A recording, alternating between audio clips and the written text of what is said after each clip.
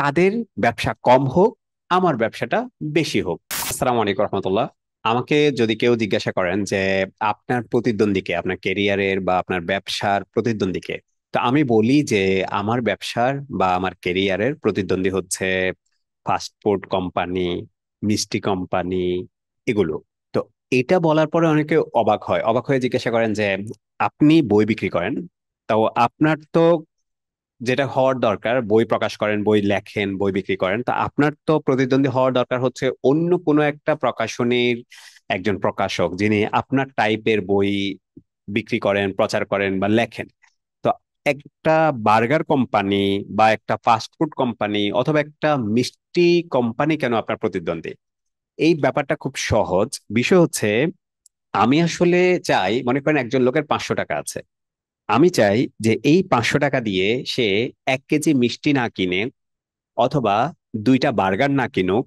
আমি চাই যে তার এই টাকাটা কোনো ক্ষতিকর কাজে ব্যয় না হোক, যাতে তার শরীরে ক্ষতি হবে এমন কোনো কাজে তার এই টাকাটা ব্যয় না হোক, বরং তার এই টাকাটা বই কেনায় ব্যয় হোক।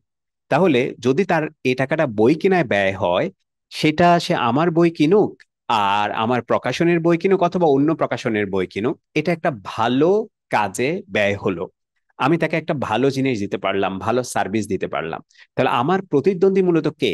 একজন লোকের টাকা একটা ক্ষতিকর কোম্পানি নিয়ে নেওয়ার জন্য অনেক বিজ্ঞাপন দিচ্ছে, অনেক কিছু করছে। আমি চাই তার বিজ্ঞাপনের দ্বারা একজন ব্যক্তির 500 টাকা নষ্ট না হয়ে তার এই 500 টাকা যাতে আমার বই, আমার কোর্স অথবা আমার সহযোগী অন্য একটা, যেই কোনো একটা প্রকাশনীর বই সে কিনো। এতে লাভটা হচ্ছে সামগ্রিকভাবে বা জাতীয়ভাবে আমরা উন্নত হতে পারবো। এই জন্যে আমার প্রতিদ্বন্দ্বী আসলে, আমার ব্যবসার বা কেরিয়ারের প্রতিদ্বন্দ্বী কখনোই অন্য কোনো প্রকাশক বা অন্য কোনো বই বিক্রেতা অথবা বই লেখক না। আমার প্রতিদ্বন্দ্বী হচ্ছে মিষ্টি, বার্গার, ফাস্ট ফুড, এই জাতীয় যে কোম্পানিগুলো আছে। এছাড়াও আরো অনেক কোম্পানি আছে যে কোম্পানিগুলো মানুষের শরীরের জন্য বা মানুষের জীবনের জন্য ক্ষতিকর পণ্য উৎপন্ন করে। তারা সবাই হচ্ছে আমার প্রতিদ্বন্দ্বী। আমি চাই তাদের ব্যবসা কম হোক, আমার ব্যবসাটা বেশি হোক।